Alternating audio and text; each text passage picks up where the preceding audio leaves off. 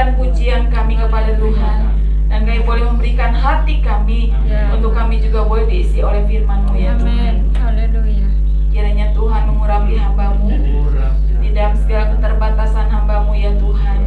Kiranya Kau memakai hamba-Mu untuk boleh menyampaikan kebenaran firman Tuhan bagi kami semua pada sore hari ini. Kami percaya Tuhan, urapan Allah turun atas kami dan atas seluruh jemaat Tuhan yang siap mendengarkan firman Tuhan, sehingga kami semua boleh mendapat pembentukan daripada firman-Mu saja. Dan kami bersyukur kepadamu ya Tuhan, dan sekali lagi kami menyerahkan semuanya dari awal hingga akhir ke dalam tangan-Mu. Di dalam nama Tuhan Yesus kami berdoa. Haleluya. Amin. Puji Tuhan. Silakan duduk Bapak Ibu.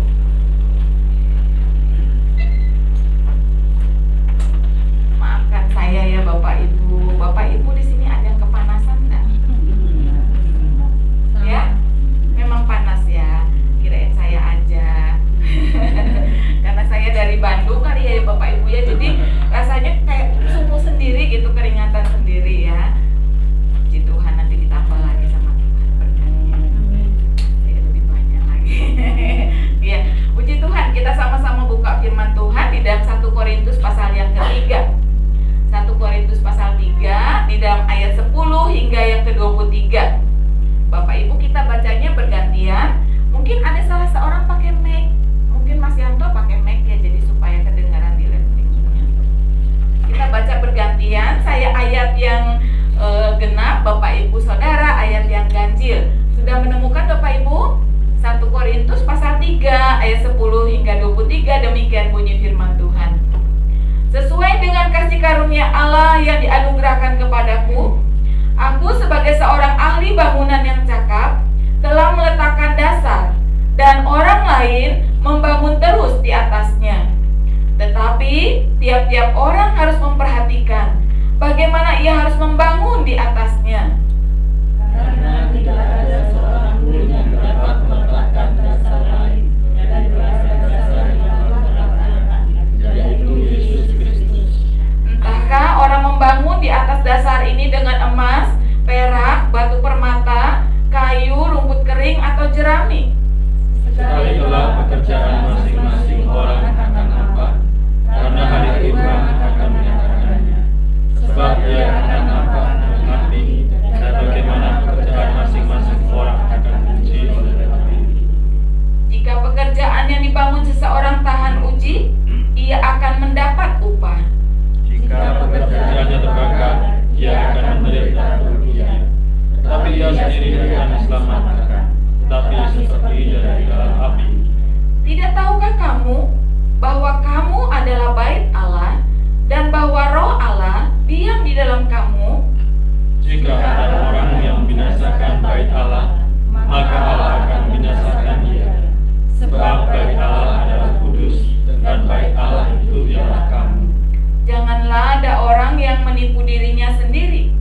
Jika ada di antara kamu yang menyangka dirinya berhikmat menurut dunia ini, biarlah ia menjadi bodoh, supaya ia berhikmat. Karena hikmat dunia ini adalah kebodohan bagi Allah. Sebab ada tertulis, Dia yang menangkap orang berhikmat dalam ketiga-tiganya. Dan di tempat lain, Tuhan mengetahui rancangan-rancangan orang berhikmat. Sesungguhnya semuanya sia-sia belaka. Karena itu jangan ada orang yang memukakan dirinya atas manusia. Sebab segala sesuatu adalah miliknya. Baik Paulus, Apolos maupun Kefas, baik dunia, hidup maupun mati, baik waktu sekarang maupun waktu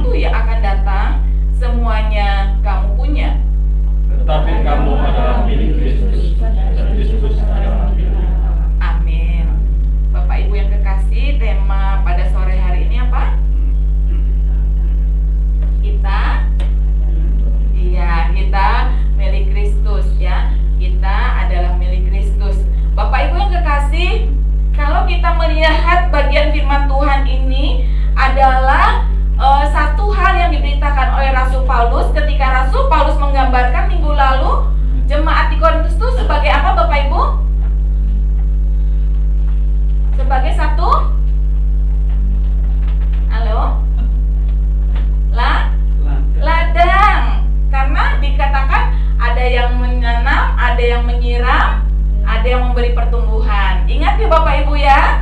Nah, hari ini Rasul Paulus menggambarkan kita jemaat Tuhan bukan lagi sebagai ladang, tetapi sebagai,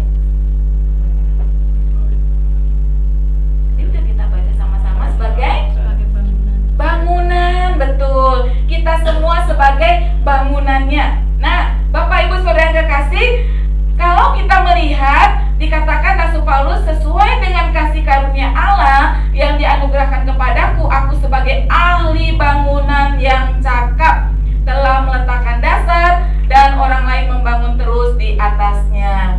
Bapak Ibu, Rasul Paulus menggambarkan dirinya sebagai seorang ahli bangunan. Nah, kalau ada seorang ahli bangunan, kemudian bangunan itu pasti ada yang jadi. Nggak mungkin namanya ahli bangunan, bangunannya nggak jadi-jadi. Namanya bukan ahli, Bapak Ibu ya. Nah, mungkin Rasul Paulus ini sudah begitu banyak jiwa-jiwa yang sudah dibangun menjadi murid Tuhan yang sejati. Nah, sekarang kita melihat gambarannya ketika bagaimana Rasul Paulus menekankan di sana apa sih yang harus sebenarnya diletakkan oleh seorang ahli bangunan. Tentunya orang ahli bangunan sebelum membangun bangunan di atasnya tentunya harus ada fondasi, harus ada dasar. Nah, kita semua Bapak Ibu, bangunan-bangunan di dalam Tuhan ini harus ada dasarnya. Dikatakan dasarnya diletakkan di mana Bapak Ibu? Kristus ya. Dasarnya harus diletakkan di atas Yesus Kristus. Kenapa harus di atas Yesus Kristus ya Bapak Ibu? Rumah sebelah saya itu lagi dibangun ya, udah hampir 2 tahun nggak selesai keberbeken tiap hari gitu ya Bapak Ibu ya. Ada bunyi ngecor, ada bunyi ngebor, ada bunyi duk-duk-duk apa wis macam-macam, sampai sekarang nggak mari-mari gitu ya. Saya pikir bangunan kayak apa gitu ya, sekuat apa, semewah apa gitu ya Bapak Ibu ya. Kadang-kadang kalau saya melihat ya, oh kalau misalnya kita mau membeli rumah, lihat sana sini bangunan mana yang kuat, yang kokoh, yang indah, harganya juga terjangkau, bener nggak Bapak Ibu ya? Nah, kalau satu saat misalnya kita mau membeli rumah itu wah mewahnya luar biasa Bapak Ibu, tapi uang kita nggak terjangkau, terus apa yang kita lakukan biasanya?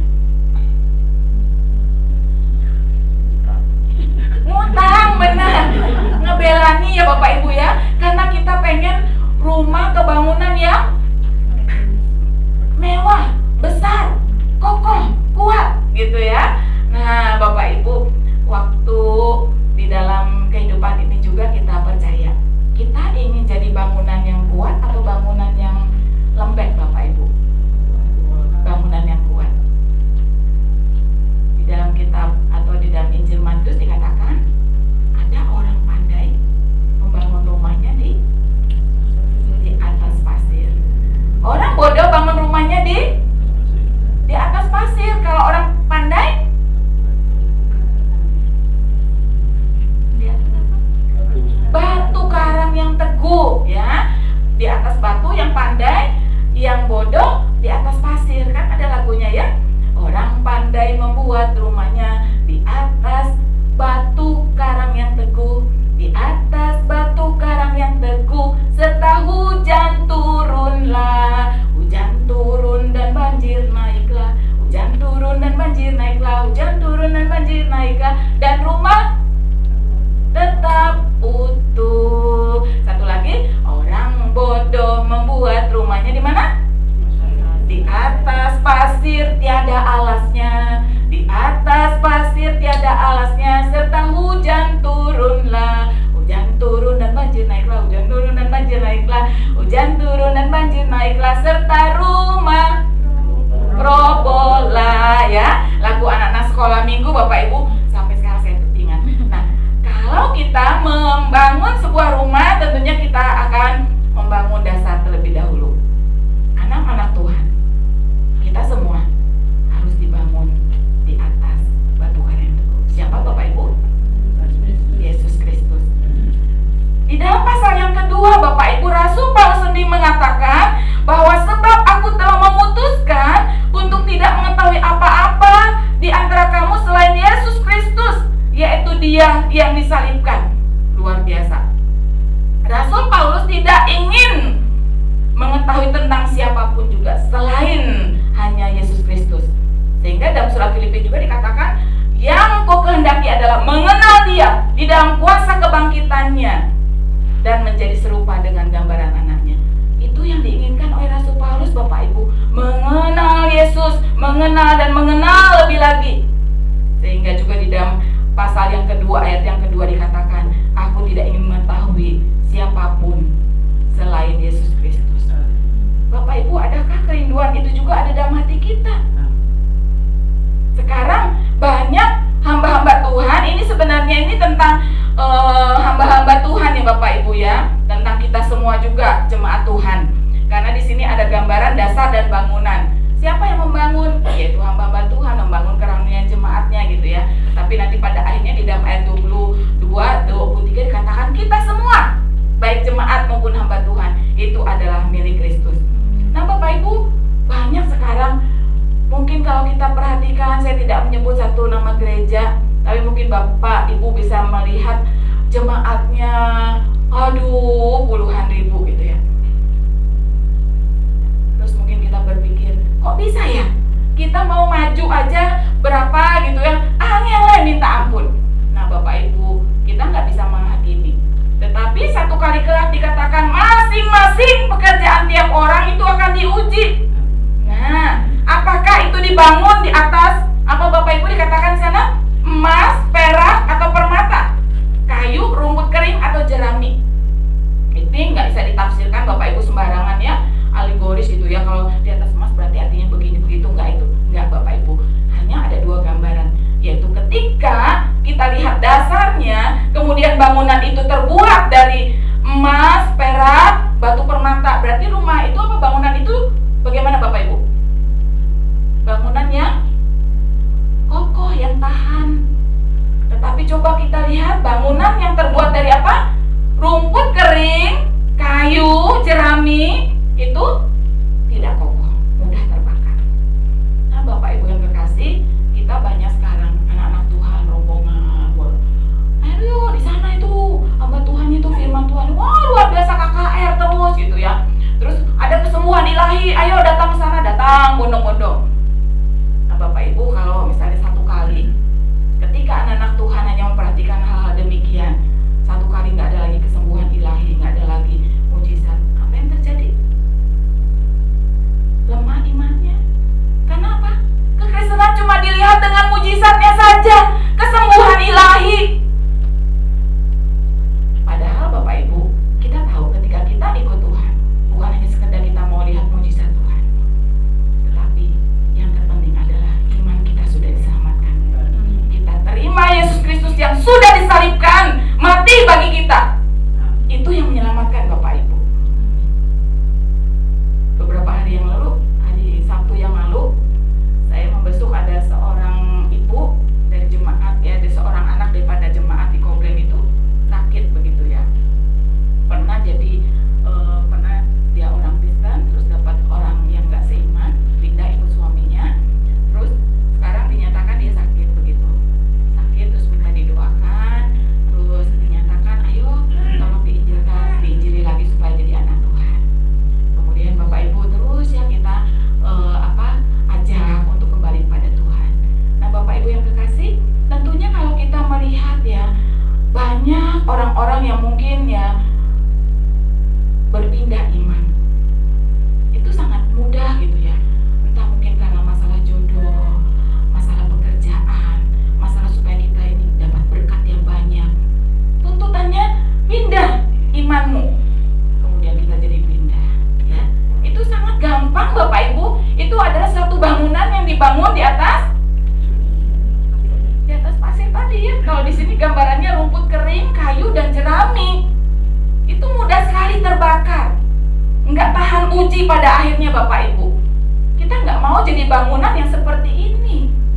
Banyak anak-anak Tuhan yang dibangunnya bukan dari emas, perak, batu permata, tetapi dari kayu, jerami dan rumput kering. Banyak anak-anak Tuhan yang cuma mau dikatakan air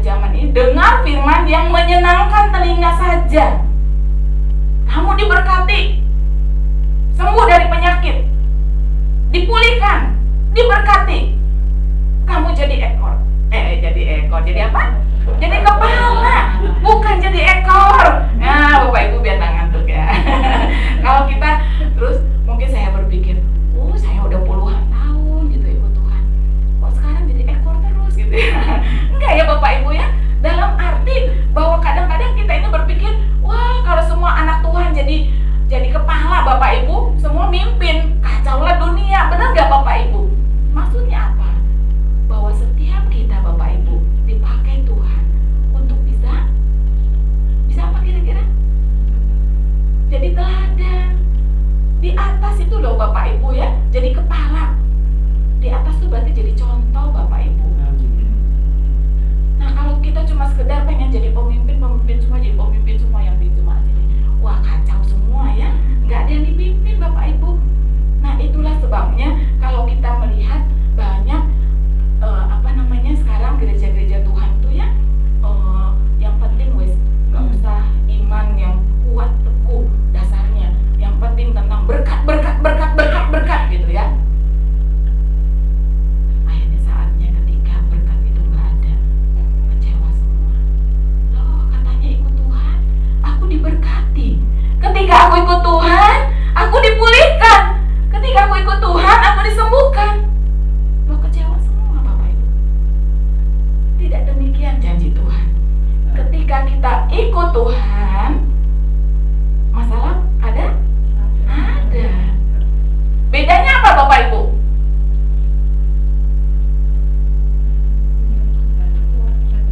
Ada kekuatan, ada pengharapan. Nah itu Bapak Ibu. Bukan berarti jadi anak Tuhan udah kuat semua, tahan bantingan, nggak ada lagi masalah. Kita ada lagu itu ya, sana sini situ pusing, aku akan tetap tertawa. Jadi orang Kristen egois kali ya. Sana sini pusing, aku tetap tertawa. Enggak, sebaiknya lagu itu diganti ya.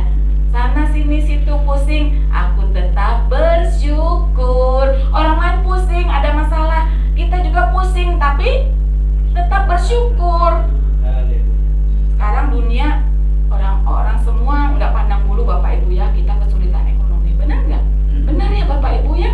Terus kemudian kita mungkin sok luar biasa, wah aku nggak ngefek tuh, aku tetap diberkati berlimpah-limpah gitu ya.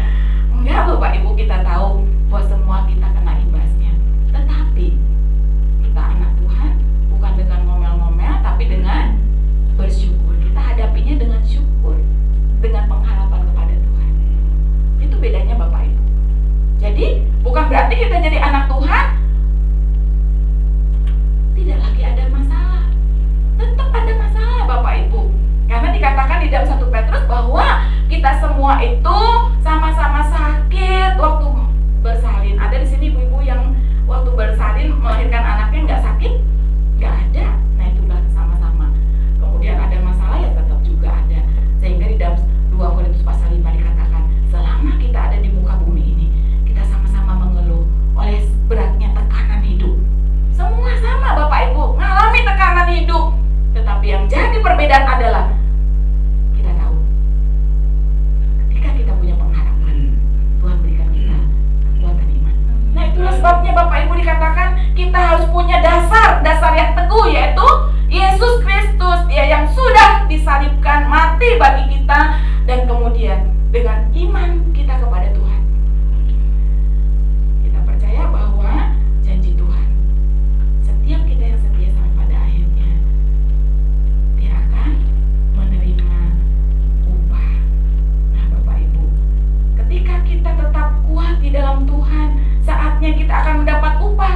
Baik hamba Tuhan yang menyampaikan firman, Bapak Ibu yang bertumbuh menjadi satu bangunan yang kuat, yang kokoh, semua masing-masing kita akan mendapatkan ujian dari api. Namun semuanya juga akan mendapatkan upah. Semua kita, baik hamba Tuhan maupun jemaat, sama-sama akan mendapat ujian Bapak Ibu. Tetapi di dalam ujian itu yang bertahan, dia akan mendapat upah. Satu kali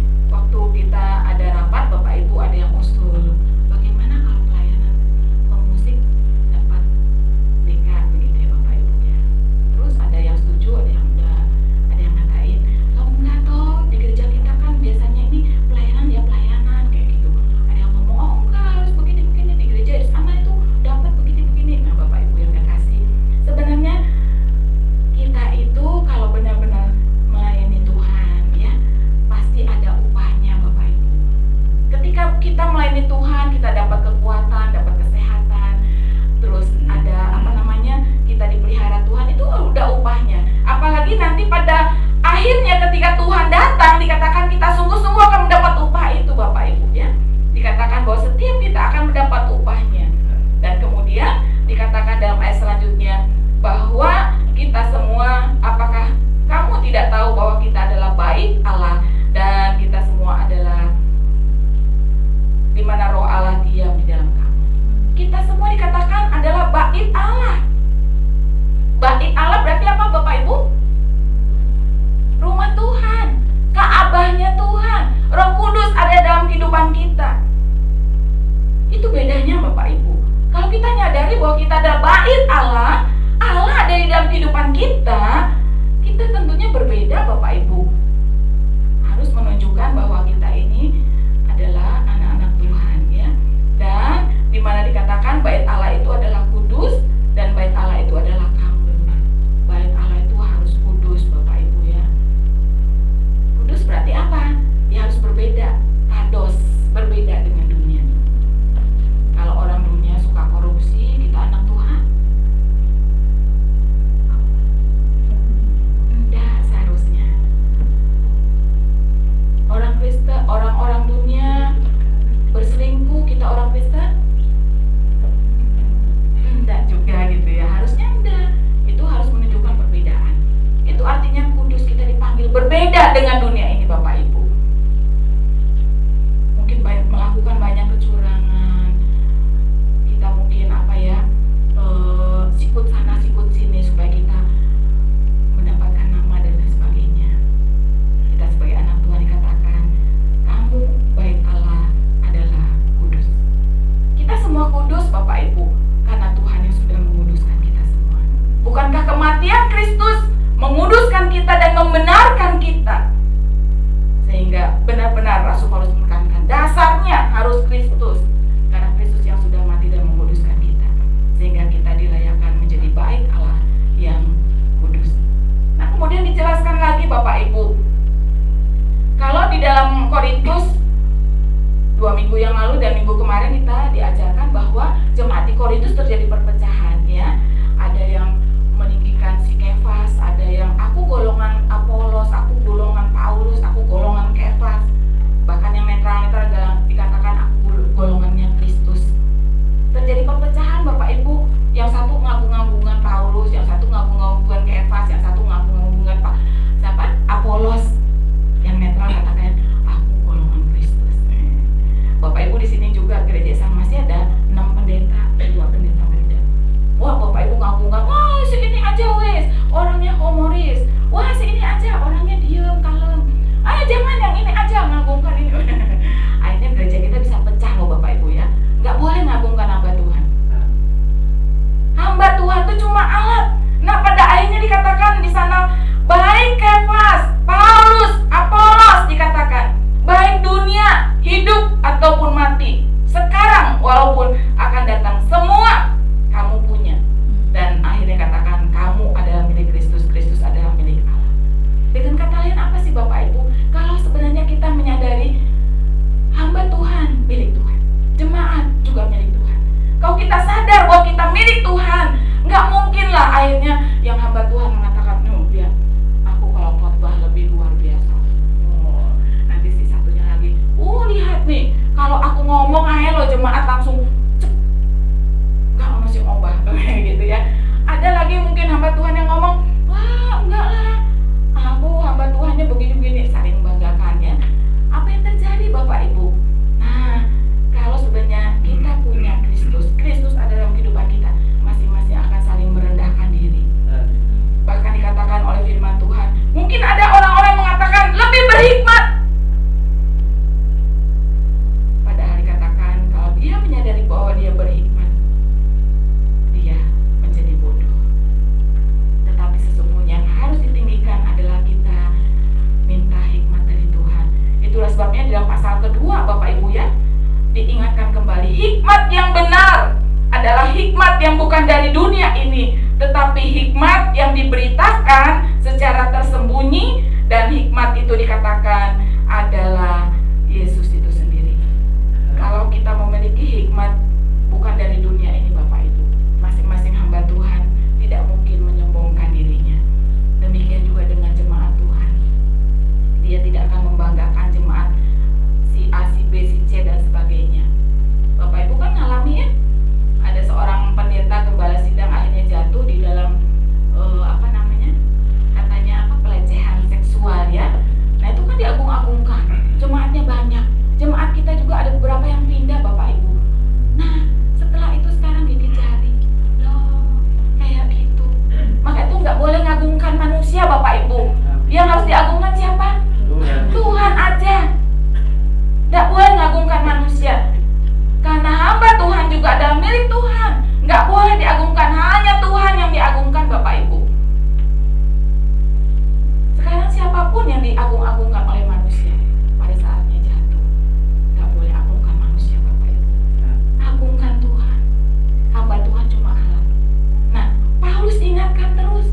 siapa aku ini, siapa Kefas, siapa Apolos. Mereka adalah hamba-hamba Tuhan, mereka adalah milik Tuhan. Nggak boleh masing-masing membanggakan diri, nggak boleh akhirnya terjadi perpecahan, nggak boleh ada pengagungan pada manusia, Bapak Ibu. Demikian juga dengan jemaatnya. Jangan sekali-kali mengidolakan seseorang, idolakanlah Tuhan. Dan pesan saya juga katakan, jangan pindah-pindah gereja, Bapak Ibu ya. Ada seorang jemaat itu polosnya, dia cerita, aku 1 minggu ke 5 gereja. Hari ini Minggu Isa Al-Masih, besok Senin ke gereja Betani, besok Selasa ke gereja apa disebutin, Bapak Ibu. Ikut acaranya, ada yang ikut doa malamnya, ada ikut doa paginya dan sebagainya. Saya katakan, Pak, Bapak nggak bingung?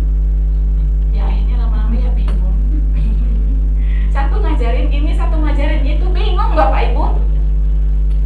Nggak usah wis. Satu gereja satu, setia mencep di situ supaya apa? Bertumbuh. Sama seperti tanaman, coba Bapak Ibu nanam di rumah. Tanaman ditaruh sini, cep. Oh, nggak berbuah-buah ya. Wis tak ganti wis. Pindah ke sini. Tungguin lagi. Nggak berbuah juga. Pindah lagi, dipindah-pindahin, tumbuh nggak? Nggak bertumbuh. Coba kalau tanaman itu di satu tempat tumbuh nggak? Tumbuh pasti. Nah demikian juga dengan kita, Bapak Ibu, jemaat Tuhan yang adalah milik Kristus. Setialah sama Tuhan ya. Karena nggak ada gereja yang sempurna di dunia ini. Coba Bapak Ibu cari yo gereja di mana yang sempurna, nggak ada. Semua gereja ada kekurangan. Kalau di dunia ini udah ada yang sempurna, Bapak Ibu, Kristus nggak akan mungkin datang. Benar nggak Bapak Ibu? Semua udah sempurna kok. Itulah sebabnya Kristus datang, supaya dia menjadi penyempurna, supaya dia menjadi contoh yang sempurna itu. Bukan manusianya, tetapi yang jadi sempurna, jadi contoh sempurna adalah Tuhannya. Nah itulah sebabnya Bapak Ibu, sekali lagi ditekankan oleh Rasul Paulus bahwa kita semua adalah milik Kristus. Nah sekarang poinnya kita lihat sama-sama Bapak Ibu ya. Bagaimana Rasul Paulus mengatakan kita adalah milik Kristus. Nah ingat Bapak Ibu, kalau kita ini milik Kristus, kenapa? Bapak Ibu senang nggak kalau disebut milik Kristus? Kenapa senangnya? Kenapa senangnya? Kenapa Bapak Ibu? Jadi ahli waris gitu ya. Terus apa lagi? Nggak apa-apa Bapak Ibu, apa? Kenapa senang jadi milik Kristus? Nah, senang jadi milik Kristus karena memang apa? Firman Tuhan katakan bahwa di dalam 1 Petrus 2 ayat yang ke-11 katakan kita adalah milik Kristus ya. Dan di dalam ini Bapak Ibu Roma ya, Roma 1 ayat 6 sampai 7 dikatakan bahwa kita dipanggil menjadi milik Kristus. Wah, kita dipanggil, dipilih jadi milik Kristus. Kita bersyukur Bapak Ibu kalau kita sudah menjadi bagian untuk kita menjadi milik Kristus. Nah, kenapa kita bisa milik Kristus? Di dalam 1 Korintus 6 ayat 20 dikatakan kita sudah dibeli, harganya lunas dibayar. Nah itu, dengan apa Bapak Ibu? Dengan darah Kristus. Kita sudah dibeli. Nah kalau kita sudah dibeli dengan darah Kristus, berarti kita miliknya iblis? Enggak, miliknya Kristus. Nah kita bersyukur Bapak Ibu, termasuk hamba-hamba Tuhan, jemaat Tuhan, kita semua milik Kristus, sudah dibeli dengan kematian Kristus di kayu salib. Nah kemudian apa yang harus kita lakukan? Kalau kita milik Kristus, berarti kita harus apa Bapak Ibu? Kalau kita sudah jadi milik Kristus, kita harus apa? Harus apa? Harus taat, betul. Hidup kita harus memuliakan nama Tuhan. Nah itu yang Tuhan inginkan Bapak Ibu ya. Roma 11 ayat 36 dikatakan bahwa segala sesuatu dari Dia, oleh Dia, untuk Dia. Kita diselamatkan karena Tuhan, benar gak Bapak Ibu? Hidup kita sudah kita persembahkan untuk Tuhan. Kalau kita sudah persembahkan untuk Tuhan, berarti segala kemuliaan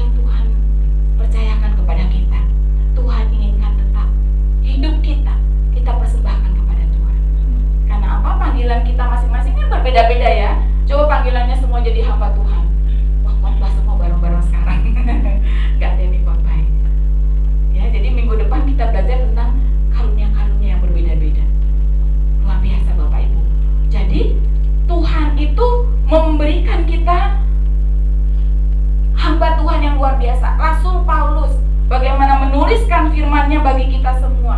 Semua itu karena kasih karunia.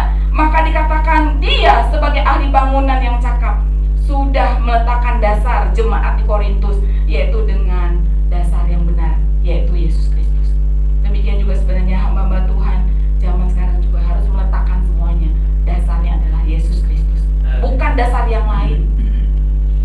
Kalau dasar yang lain sebentar aja udah roboh. Tetapi kalau dasarnya Yesus, apapun yang terjadi Bapak Ibu tetap kuat, tetap kokoh, tetap setia.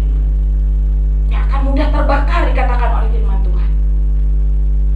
Semua pada akhirnya akan mengalami namanya ujian. Tetapi semua yang bertahan dikatakan dia akan mendapatkan upah. Yang kedua, kita ingat bahwa hamba Tuhan itu cuma alat.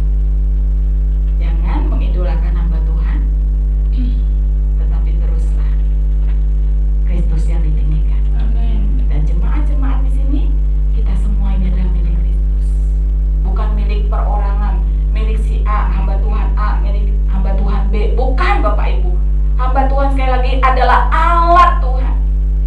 Misalnya satu kali di gereja kita ada gembala sidang misalnya, apakah ini jemaat milik hamba Tuhan itu? Tetap tidak. Gembala sidang nanti dipakai untuk membawa jemaat Tuhan semakin mengenal Tuhan. Tetapi domba-domba ini tetap miliknya Tuhan Bapak Ibu. Kita semua milik Tuhan dikatakan. Kita yakini karena Kristuslah yang sudah tebus kita. Bukan hamba Tuhan, bukan manusia yang tebus kita, tapi Tuhan. Sehingga baik hamba Tuhan maupun jemaatnya, kita harus bersyukur. Kita semua sudah ditebus, sudah dibeli dengan harga yang lunas dibayar. Itulah sebabnya Rasul Paulus katakan nggak mau kenal apa-apa, nggak mau ingin mengetahui siapa tentang siapa gitu ya. Wah, artis ini kayak begini, artis itu kayak begitu, hamba Tuhan ini kayak begini dan lain sebagainya. Enggak. Rasul Paulus katakan, aku tidak ingin mengetahui siapapun, tidak mengetahui apa-apapun selain Yesus Kristus. Baca Bapak Ibu ya, 1 Korintus 2 ayat yang kedua. Itu biarlah menjadi teladan kita. Kita hanya ingin lebih mengenal Yesus Kristus di dalam kuasa kebangkitannya, yang boleh terus kita mau menjadi serupa dengan dia. Nah Bapak Ibu yang kekasih, biarlah sungguh-sungguh kita meyakini bahwa kita adalah milik Kristus. Ketika kita jadi milik Kristus, hidup kita mau memuliakan nama Tuhan.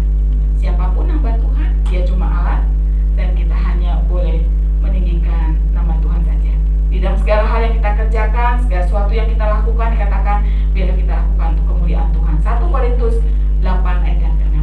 Karena kita milik Kristus, apapun yang kita kerjakan, lakukan dan ucapkan, semuanya untuk memuliakan nama Tuhan.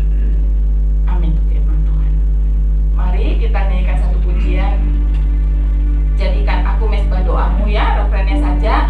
Kita berdoa supaya kita menjadi mesbah Tuhan, untuk kita menjadi berkat. Berdoa untuk gereja Tuhan, berdoa untuk orang-orang yang membutuhkan doa-doa kita.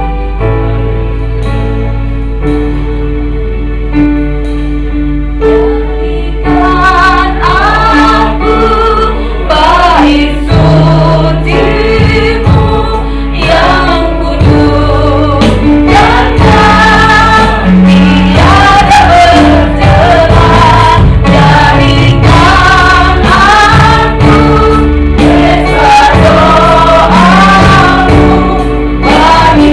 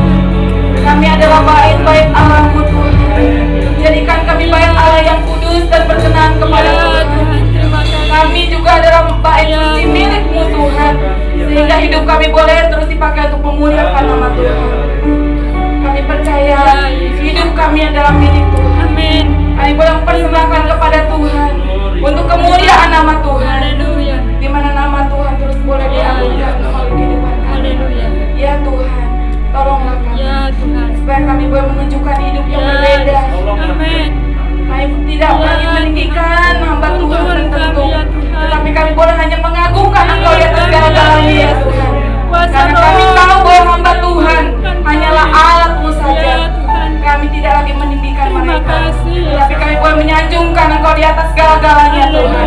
Karena Engkau yang sudah berbuat luar biasa, Engkau yang sudah mati bagi kami, bahkan Engkau yang sudah memilih kami dan memanggil kami untuk kami boleh menjadi milik-Mu. Kami bersyukur ya Tuhan. Haleluya. Terima kasih. Terima kasih ya. Pakailah kami Haleluya. Tuhan untuk hidup memuliakan nama Tuhan. Haleluya. Kami boleh menyadari Terima kasih. kami punya Terima tugas kasih Yesus. untuk hidup kami Glory. menjadi berkat bagi orang di sekitar kami. Amin. Terima kasih Bapak Terima Tuhan. kasih.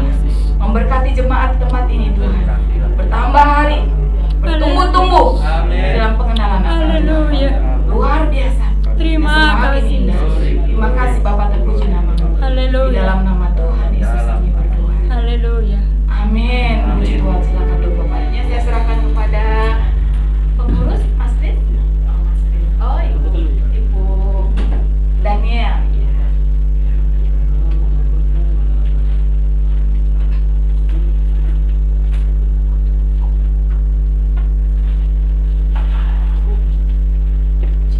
Bapak Ibu dan saya malam ini adalah milik Kristus. Amin.